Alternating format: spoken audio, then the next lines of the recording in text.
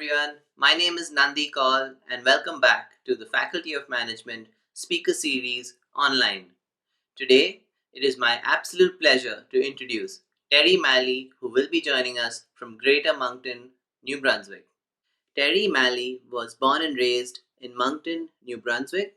A firm believer in lifelong learning, Terry holds a master's degree in organizational management, a Bachelor of Arts Degree from University of New Brunswick, a master's certificate in project management through York University, and studied commerce at the Universite de Moncton.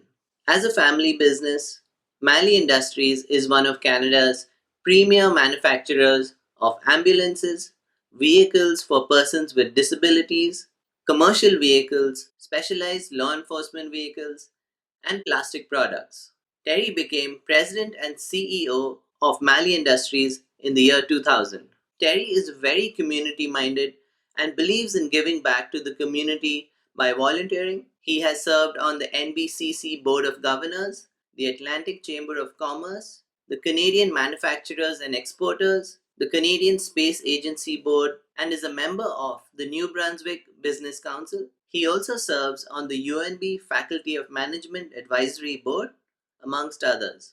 Terry has been recognized numerous times for his contribution to business and entrepreneurship. In 2014, he was named the Ernst & Young Entrepreneur of the Year in Manufacturing for the Atlantic region. He was 5 times named one of Atlantic Canada's top 50 CEOs by the Atlantic Business Magazine, and in 2010 was inducted into the Atlantic Business CEO Top 50 Hall of Fame. He has been honored with the Harvey Weber Commemorative Award for contributing to the enhancement of the Chamber of Commerce movement in the Atlantic region, as well as receiving the Better Business Bureau Award for business ethics. He has received the Greater Moncton Excellence Award for community service and the Excellence in Manufacturing Consortium Award for outstanding member contribution.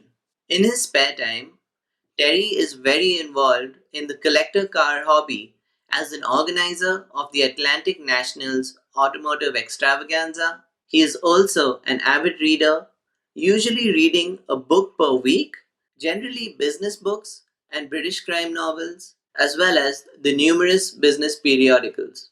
Terry is happily married to his wife Kathy with 2 adult children, Miles and Kayla. Hi Terry. Welcome to the Faculty of Management Speaker Series, and thank you for joining us online today. Good morning, Mandy. How are you? I'm quite well. How are you? Good, good. How has your summer been? It's almost over. It's been a strange summer, but how has it been? It's been a good summer. Actually, business has been good. We've enjoyed the nice weather, and it's starting to feel like fall. It's starting to feel like when school typically goes back in, and but generally it's been good. I would like to congratulate you on your recent Business Excellence Award, which was awarded by Expansion Dieppe in June. So congratulations on that. Oh, thank you very much. We really appreciate it. So, Terry, what have been the formative influences in your life? Well, Andy, my father was a serial entrepreneur, and I guess that's really where I first got my interest.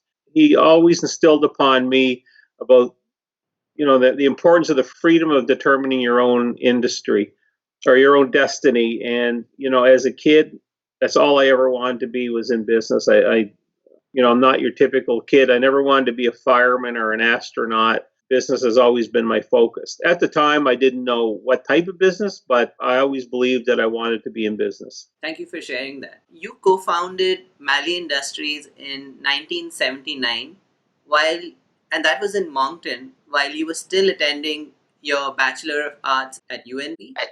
How did you manage that? Well, that's right.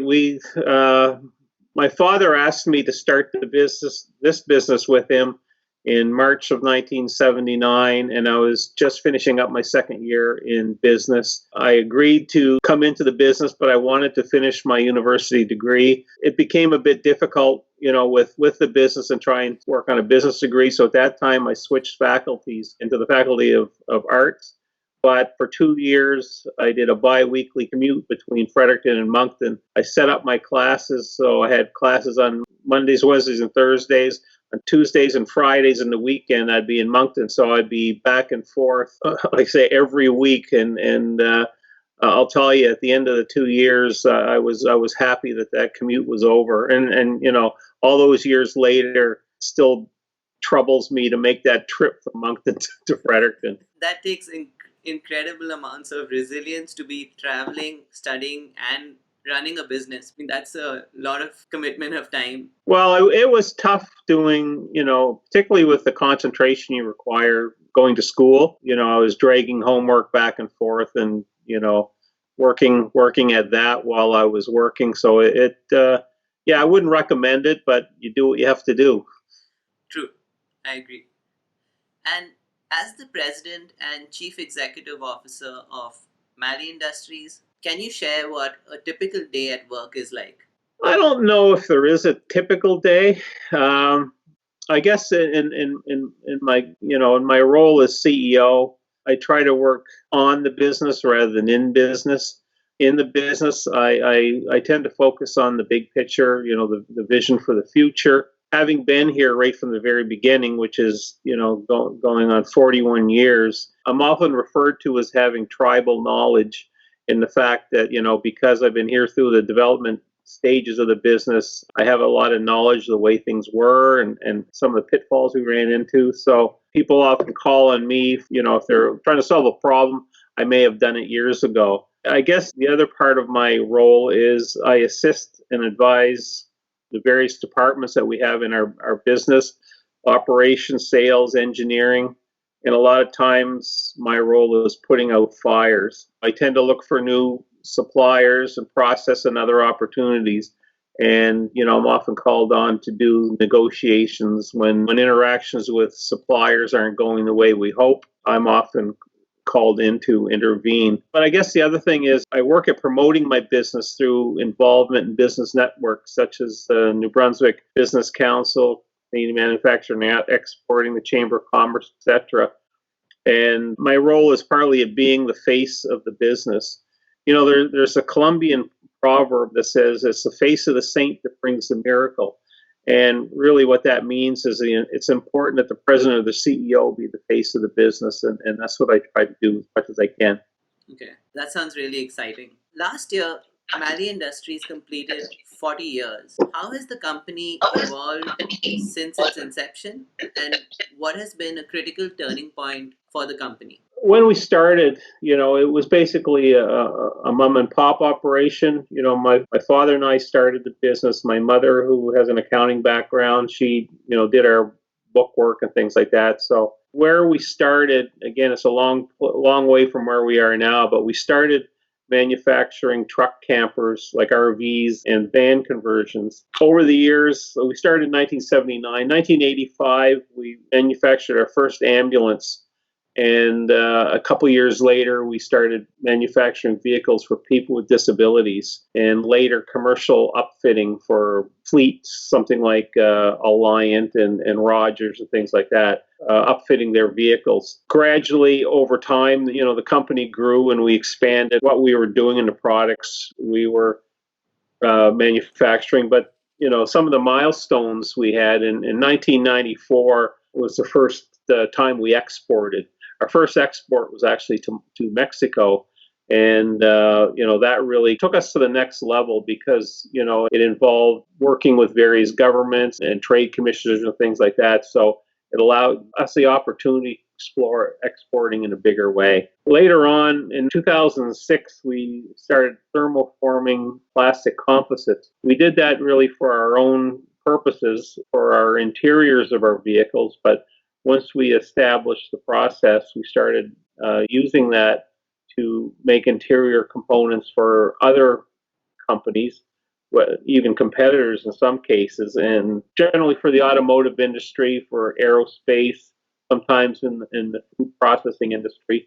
So that's taken on a life of its own, it really has. But the big transition for us, we were doing a lot of funky things for a lot of different people. And we became basically a custom shop doing a lot of different things. And if people would come to us with a problem, the first answer was, yeah, we can do it, and we could, and we became very good at doing a lot of custom work.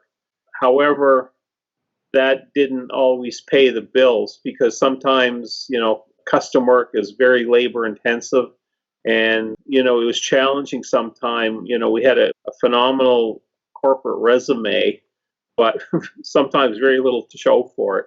And we were in an awkward position. I think we still are to a certain degree, where we became too big to be a small company, but too small to be a big company. So we're kind of in that middle place. But really, the last 5 or 6 years, we've really refocused the business into 3 areas: ambulances, mobility, and thermoforming. And we're sticking to our knitting. That's the type of things we're doing. Unless something is really lucrative and we can see a potential for growing that sector of the business, we'll tend to walk away from it. And it's worked out very well for us because we've gotten so much better at what we do. With the size of our facility, our 92,000 square foot facility, our overheads are very high. So by focusing on our key products, we've been a lot more successful. And has anything remained constant over the past 40 plus years? Well, I guess as a family business, my dad always used to say, if your name is on a product, you've got to do the best that you can do.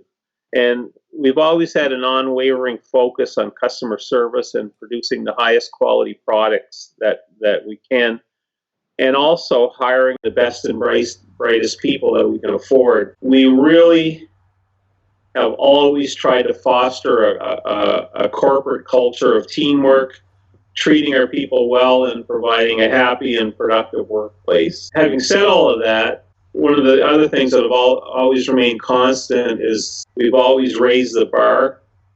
We're always looking for improvements. We're always wanting to do better, but at the same time, maintaining our focus and the standards that we have set. Overseeing all of that, we've always tried to be an ethical and honest business and a respected business in our field, and being a good corporate citizen. So whether we're a small company or the size we are now, I call myself a medium-sized company. We've tried to follow those ideals and and that culture all the way through. So and it's worked out well for us. That's really good to hear. During the same time period, there have been 4 major recessions in Canada. Were any of them particularly challenging for Malley Industries? All recessions can be challenging for any company. I mean, we basically started the company during a recession. Yeah. 1979, particularly here in Moncton, the city was in dire straits. We were losing the railroad, which was a big employer here in the city. Inflation was pretty rampant. Interest rates were high. But, I mean, we like I say, we were born in a challenging period, and it kind of set us up where we were used to working in that kind of a situation. So, and recessions tend to be cyclical, as you know. Every period of time, things go bad. The last one was 2008, 2010. We're kind of getting into another one now, particularly with COVID. But probably 2010 was the worst for us, in the sense that we were in the midst of building our facility that we're in now. It was a major leap of faith for us to do it. And building a new building combined with dwindling sales due to customers putting off buying decisions really made things tight during that period. Banks were tightening up. We had a union rate at that time. And, quite frankly, some of our management team were unable to cope with the pressures, and we had to replace some people at that time. And it's not a nice thing to go through, but I mean, that's part of growing up with a business, and it's something that you have to be prepared for. And I think, this current difficulty we're going through, particularly with COVID thing, because we've gone through this historically several times, it's put us in in a better position to cope with it this time. Okay. And Malley Industries has a distribution network across North America and other regions. Can you tell us a bit about the dealership model? Well, when we set out to create dealers, we wanted to grow our dealer network organically. Our goal wasn't to have a dealer in every, particularly in the U.S., to have a dealer in every state or in every province of the country. We wanted to look for dealers that had similar culture and business focus that we do. Again, like I said earlier, we try to be honest and ethical with a good reputation, and we look for potential dealers that had that same reputation in our market. Because we're in the vehicle business, it was important that our dealers or potential dealers had service capability within their facilities, or at least an association with a local company that could do their service for them. In our dealer contracts, we make it understood what our expectations are. For example, we expect them to carry a demo vehicle at all times, and we also ask of them to tell us what they expect to sell as far as number of units.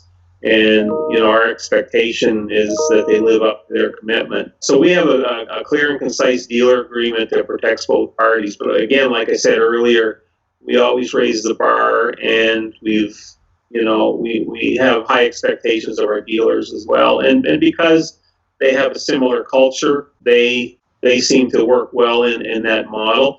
Now, in some cases, it doesn't always work, and we've had to part company with some dealers over the years and replace them with others. But I mean, that's an evolution. But like I said, we're growing the business organically. We're going east to west in Canada, plus we're going east to west in the U.S. We currently have a dealer network, fairly strong dealer network in the U.S. from the Mississippi east, like the complete eastern seaboard. But we're gradually, adding a few every year and moving westward. And we even have a dealer in Puerto Rico, which has been very good for us. Like I say, we will continue to do that and tweak that model until, it works well for us. Okay. And how do you ensure high quality of service across your network of dealers? Would having a similar work culture be one of them? Yeah, it is, and also having constant communication with them. Okay. We try to meet with them on a regular basis. We have a sales school every spring and a service school in the fall. So we bring our dealers from wherever. We bring them here to actually spend time with them, and we also share their marketing opportunities in the sense that they're at a trade show or another event in the U.S. We try to have one of our people go to help them. We're not just expecting them to sell and not hear from us. We want to be a part of their success so they can share in our success as well.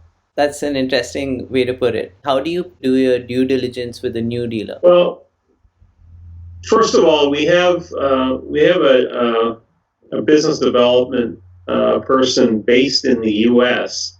who has extensive knowledge in the industry down there, and he knows everyone. So when we're looking at a potential dealer, we really try to gauge their commitment and their reputation in their area, and we have a kind of a vetting process. We don't just say, yeah, we want you as a dealer. We'll go back and forth with them quite a while, try to visit their facility. I mean, it's been a little more challenging with COVID, this year, but we do this kind of thing, Zoom conferences and things like that to talk with people. And it's in the initial years we've only been doing the dealer network thing for the last 5 or 6 years, but initially, we had to seek out dealers, and now they tend to come to us looking to be dealers. So we're getting a reputation, and we look for those companies that align with us, with our culture and our expectations. And you spoke about potentially expanding to the West Coast. What is the key metric how do you decide which market to move towards? We basically look at the the competitive field, what our competitors are doing in those areas. There's three types of ambulances. There's what's called a Type 1, which is a modular body on a truck type chassis. There's a Type 3, which is a modular body on a van chassis. And then there's a Type 2, which is based on a van itself. And that's our specialization is a Type 2. So we look at communities and states that tend to focus on those type of vehicles that fit our product line. Now, their Type 2 that we manufacture are far more popular in the U.S. states than they are in Canada. We sell them in Canada, but not as much as we do in the U.S. And that's probably why our growth has been so big down there. But there's that. We look at logistics, how easy it is to get product at that point. Bearing in mind our location here in New Brunswick, from a distribution point of view, we're very close to the eastern seaboard. But, when we're shipping vehicles to California or, Washington, or even we've got vehicles in the Yukon, for example, logistics come into play. And obviously that has a factor when you consider, other competitors might be closer. Yeah. That all factors in with cost. So, we evaluate a lot of different things, but primarily we want to deal with a company that has a similar focus and culture, and we know that they're doing the right thing, because you can't always be there every day to monitor. So Yeah, communication is is absolutely key. Correct. Yeah. important. So, how has the pandemic affected your operations? Have you had to change anything in the operations or your products? Well, we were fortunate that when the COVID pandemic started, very early on, we were deemed an essential service, so we never had to close operations. Because we're producing emergency vehicles, there's always a need for it. Initially, most of our admin personnel work from home, doing big conferencing and go-to meetings. And the bigger challenge for us was internally in our production area. We had to, focus on social distancing. We had to equip our staff with, PPE devices and masks and cleaning stations, and we had to basically lock down the business for people coming in. Even today, if you want to come into our business, when you come to the front door, the door is locked. You have to call the number, basically state your business and follow the provincial guidelines as far as, safety, basically fill out the questionnaire, wash your hands, wear a mask, all the other things. So, but, having said that, our biggest challenge from a production point of view is the major manufacturers that we deal with, particularly Ford and Fiat Chrysler, suspended production for 12 weeks. And we depend on those suppliers to supply us with the raw vehicle that we manufacture ambulances from. So we had to scramble to make sure we had enough ambulances in the system. We communicated with the OEMs to impress upon them the importance of emergency vehicles. We even actually put together a small coalition of 10 of our competitors to, as a group, contact the OEMs OEMs, original equipment manufacturers, to prioritize emergency vehicles. It was a challenge, and but having done all that, again, production was suspended on their part, but the vehicles still trickled in, and even now our order books continue to fill, but we didn't have the vehicles to build the stuff on. But they're come in now, and the second half of this year looks really good. And we'll be in a good place, and hopefully there won't be second phase of this COVID pandemic. But I guess even from, in every bad situation, there's a silver lining. And it's allowed us to create a COVID manual for operations. So if it ever happens in the future, we'll have a plan to follow. And in some cases, it gave us an opportunity to create some new products. We've been asked to, and we've created shields for commercial trucks, like transport trucks that carry two drivers. It's like a protective shield between the driver and passenger that separates them when they're driving, and some other products like that. Even our vinyl department has created graphics that you see like in grocery store floors and everything, the circles, the arrows, and it's not a big part of our business, but it's an opportunity to contribute. Yeah. And can you tell us a bit about the thermoform plastic component and design manufacturing division? Yeah, thermoforming is a process where you take a composite product, usually ABS plastic. It's brought in by the sheet, and it is heated to a point where it's pliable. And then using vacuum draws that plastic down over a mold to make a shape. A great example is the inside of your car. All the trims and dash and everything, the dash cover is thermoformed. And we started into thermoforming about 10 years ago, maybe a little bit longer, and really to produce products and components for our own manufacturing. And we've got very good at it. In fact, we're probably the biggest consumer of ABS plastic in this region. Wow. For our own use and also for products we make for other companies. We make all our own molds. We have very good mold makers in the building. And in addition to the components that we make specifically for manufacturing, we also manufacture a lot of products for commercial vans, such as van liners for the walls, safety partitions that go behind the driver and passenger seat, and we also have a North American distribution for those products. Okay. We're not really a retail company, so we sell most of those products to major distributors. And I actually had a chance to watch the video on your YouTube channel, and I would encourage everyone to watch that video. It's so interesting.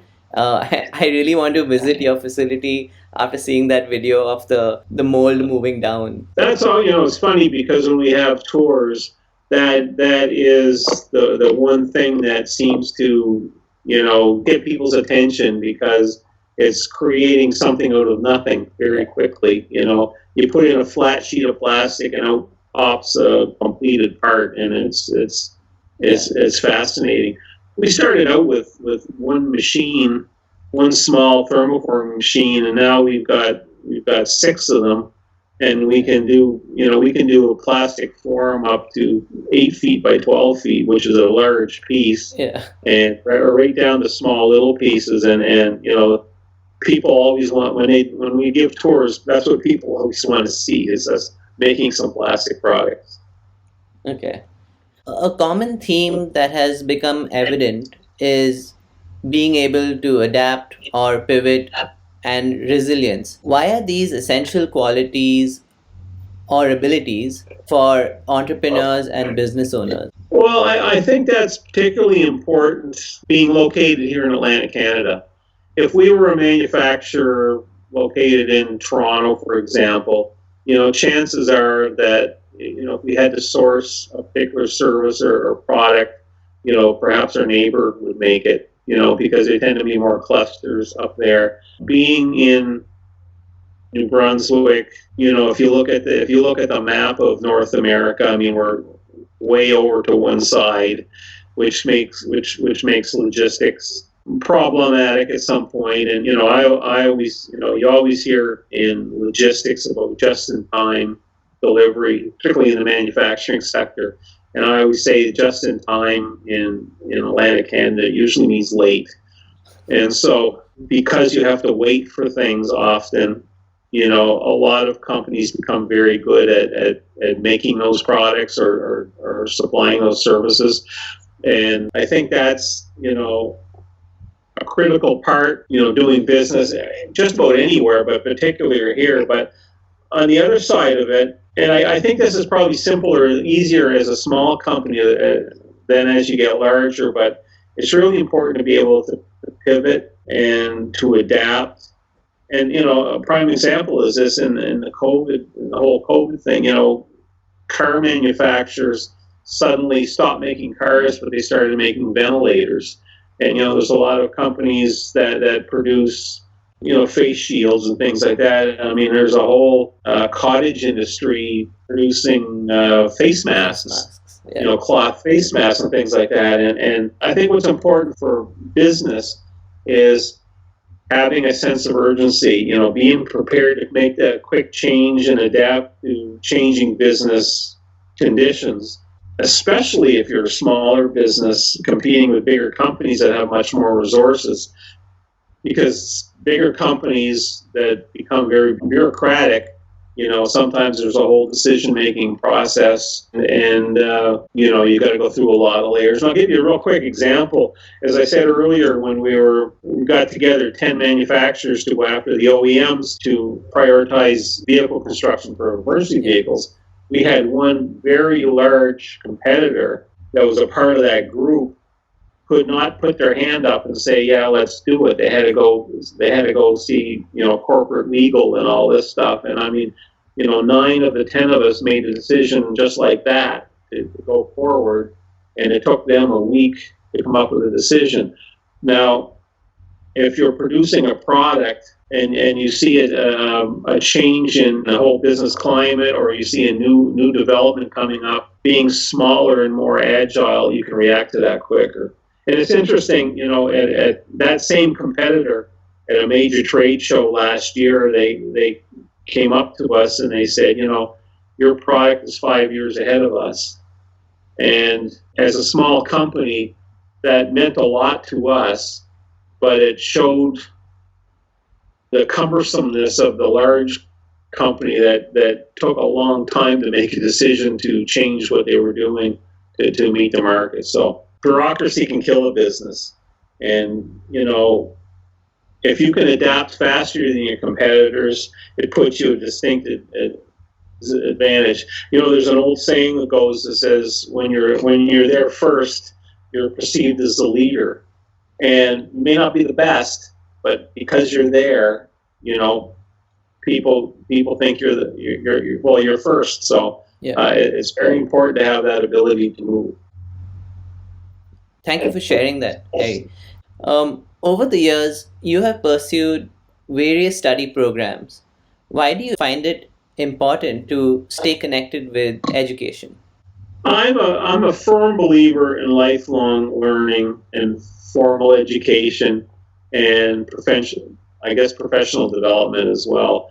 Personally, I read at least a book a week. Actually, I set myself a goal on New Year's that this year I was going to read 50 books, wow. And on the 1st of January, and right now I'm on book number 55, and I'm only halfway through the year. So I'm kind of almost at 2 books a week. So, but more so than that is that, and this is really important. I think for students to understand, your degree is only your learner's permit. It's like your beginner's license when you drive a car. From a practical sense, you will learn more in your first year in the real world than you will in your 4 years at university. And I'm not disparaging. I'm not taking anything away from what you learn in school, because primarily what you learn in university is the ability to research, your ability to find things. People, I've got an arts degree, and people say, "Oh, what good's an arts degree?" And when I need to find a supplier I know how to search. I mean, I wrote so many papers and essays when I was in university.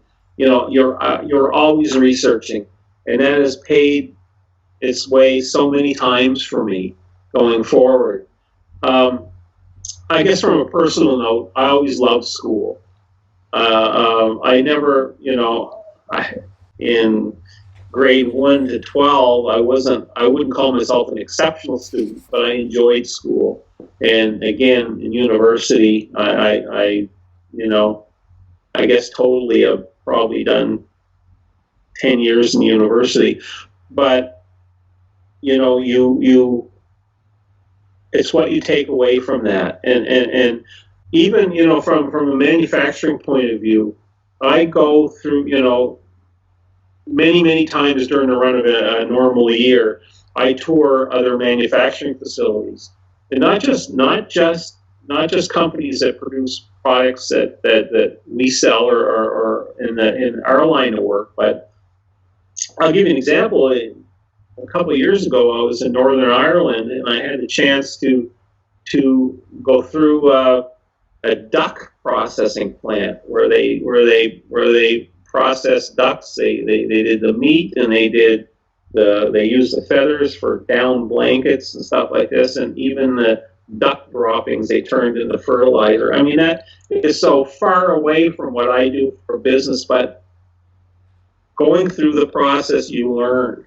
You see, oh yeah, that's how they do that, and when you stop learning, life passes you by very quickly, and it's so important, and I can't stress that to particularly people in university now. Don't I guess when I think of when I graduated from UNB, I had read so many books, I didn't want to see a book for about 2 years. But I mean, you've got to keep on developing your craft, and that's what I call it. Whatever you are, whether you're a business student or an engineer or whatever, you've got a vocation, you've got a craft, and you should become an expert in that. And you do that through constant learning and upgrading, professional development, taking courses, going to seminars, doing all that. It's extremely important because you become an expert in your field and you become a resource, not only to other people within your company, but even your industry. If you become involved in industry associations, which I highly encourage, you become a resource. People come to you. I agree with you, Terry, because the more involved we are, the more opportunities we can seek. And Yeah. what advice would you give UNB students who are pursuing their entrepreneurial aspirations while studying and managing multiple responsibilities? You have to have a plan and a vision of what you want to achieve in life, and focus on the most important thing you can do for future success. Now, what you may want to do today may not be what you do tomorrow. Correct. And like I said earlier, we talked earlier about pivoting. You may have to pivot, but it's funny. I gave my old high school. I had the chance of being a guest speaker at graduation a few years ago, and that's what I really told the students. I mean, looking back of your university years, yeah, that was a lot of fun, and you got a degree out of it, and you learned a lot. But those become memories. Look at the future. Where do you want to go? And always look for do things that are going to be the most important to you going forward, and don't talk to other people. Follow your dream. But I think students really have to realize, particularly when they get that paper in their hand at graduation, is that success rarely happens overnight. You can learn from mentors. You can ask for advice from old guys like me. You got to be patient and pay your dues. Never stop learning. Those that have come before you, are often willing to share their knowledge, and don't be afraid to ask. Yeah. The curious always learns, and follow that. Also important, I think, is be prepared to make sacrifices, particularly if you decide to break out on your own. Business is often a roller coaster, and you really have to have the stomach to take the good with the bad. And people used to ask me about when I built this last facility that we're in here. I mean, it was a quantum leap for us. We went from a 30,000 square foot building to a 92,000 square foot building, and people said, why did you do that? And I said is that it's almost like being on you being an acrobat, and you're swinging, you're swinging on a trapeze, and when you get to the end of that swing, you see the other rope coming toward you, and you've got to make a decision: do I let go and grab the next one? Do I go backwards, or do I let go? If you let go, you're going to land in the net, hopefully. But entrepreneurs tend to grab for the next bar, and you've got to have a bit of a stomach to do that, because you got to take the good with the bad. The other advice, I think, is be persistent. If you have that goal, because it often takes longer than you think. And we've been all spoiled. We've been all spoiled in particularly the last 20 years with companies being overnight successes, people becoming instant billionaires.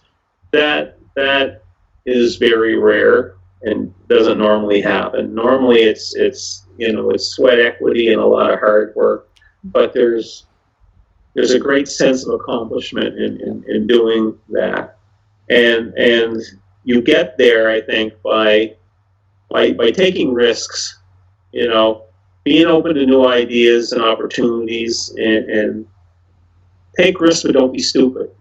Calculate your risks and judge those risks on their merits. Okay. But I guess the biggest thing of advice what I give a UNB student was have fun. If you're not having fun, it's time to look for a new career. There's nothing so sad as a person spending their entire life in a career that they absolutely hate. You got to do, and if you could be out of university and into a job 5 years into it and say, geez, I don't like this. Change. Don't follow what you feel is right. But I say,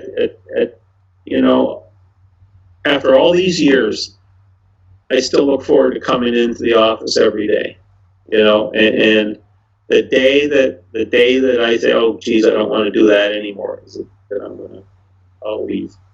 You don't want to carry that burden with you. Like I say, just keep at it. Don't get discouraged. There's going to be ups and downs in business. If a person being entrepreneurial, I think there's a lot of different definitions for an entrepreneur, but I think it's really a person that sees opportunities in a lot of different things, and exploit those opportunities, try them. It won't always work, but failure is also success sometime. I know I've seen that many times actually at UNB with the activator program. People look at starting a company and they work out all the details and they find it's just not going to work. That in itself is success if you learn something. Yeah. Good luck to everybody. Yeah. Terry, on that note, on behalf of the Faculty of Management, the UNB community, and everybody else watching this video today, we'd like to thank you for joining us today, for sharing your journey and experiences, and for your continued support at UNB. Thank you so much. Well, thank you, and stay safe and well during this COVID crisis. You as well. Take care. Thank you.